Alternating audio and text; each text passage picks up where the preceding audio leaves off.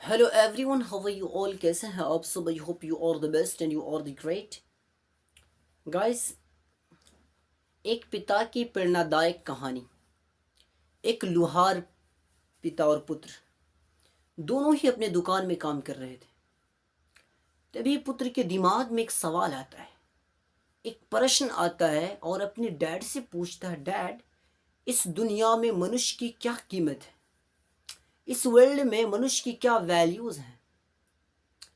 पिताजी इस सवाल को सुनकर कुछ मिनट इम्प्रेस हो जाता है, कुछ मिनट आश्चर्य में पड़ जाता है, सोच में पड़ जाता है, और फिर अपने पुत्र को बुलाते हैं और कहते हैं, बेटा, इस दुनिया में मनुष्य की कीमत को आंकना बहुत मुश्किल है, नहीं आंका जा सकता है, क्योंकि मनुष्य की जो वैल्यू है वो अनमोल है।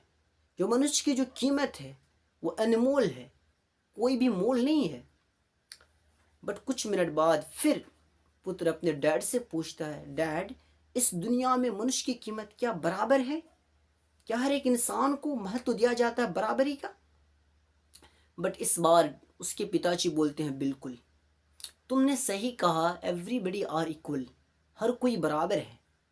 बट कहते हैं ना, बच्चों के अंदर कुछ पूछने की, समझने की जिज्ञासा होता है, उनके अंदर एक डिज़ायर होता है हर एक चीज़ जानने के लिए। जब पेरेंट्स कुछ सामान लाता है तो जो बच्चा होता है वो क्या करते हैं, उसकी उस वक्त उसका आर्ट क्या होता है, उस वक्त उसका एक्टिंग क्या होता है, वो हर एक चीज़ जानने की, समझने की कोशिश करता है, ये चीज़ क्या है। बट इस बार अपने डैड से पूछता है, तो फिर क्या रीज़न है जिसकी वजह से एक इंसान काफ़ी अमीर है, एक इंसान के पास हर एक सामान है, बट एक इंसान के पास कुछ भी नहीं है। एक इंसान जब कहीं पे वो जाता है तो वो फोर व्हीलर पे चलता है, उनके पास करोड़ों की दौलत है, करोड़ों की संपत्ति है, बट एक इंसान के पास उनके मुकाबले में, उनके अकॉर्डिंग कुछ भी नहीं है। एक अच्छा सा बाइक तक नहीं है, पेट्रोल डलवाने का पैसा नहीं है। क्या रीज़न है डैड? बट इस बार बच्चे के सवाल को सुनकर पिताजी अपने बच्चों को स्टोर रूम भेजता है और बोलता है कि उस स्टोर रूम में एक लोहे का टुकड़ा पड़ा हुआ है, विच इज़ कॉल्ड सरिया, उसको उठा के लेके आओ।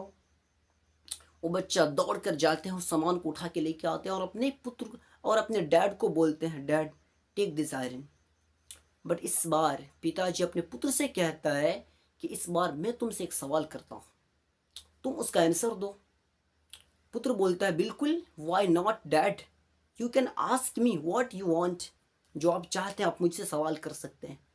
बट इस बार पिता का सवाल होता है कि जो तुम्हारे हैंड में जो ये आयरन है, जो लोहा है, अच्छा ये बताओ कि इसका प्राइस कितना होगा, इसकी इसकी वैल्यू कितना होगा?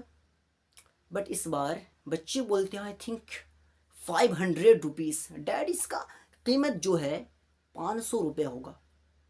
बट कुछ मिनट बाद उसके डैड फिर बोलते हैं कि अगर मैं इस लोहे को पिघला कर कील बना दूं और फिर मैं तुमसे पूछूं कि इसका प्राइस कितना है, तो तुम क्या बता सकते हो? बट इस बार बच्चे कुछ मिनट कैलकुलेट करता है, दिमाग सोचता है, दिमाग लगाता है और बोलता है कि आई थिंक 1000 रुपीज़। अगर आप इसको कील बनाते हैं तो फिर इसका प्राइस 1000 रुपये हो सकता है। बट कुछ मिनट बाद फिर उसके डैड उसे बोलता है कि अगर मैं इस लोहे को कील नहीं बल्कि इसको पिघला कर घड़ी का स्प्रिंग बना दूं तो फिर इसका वैल्यू क्या होगा?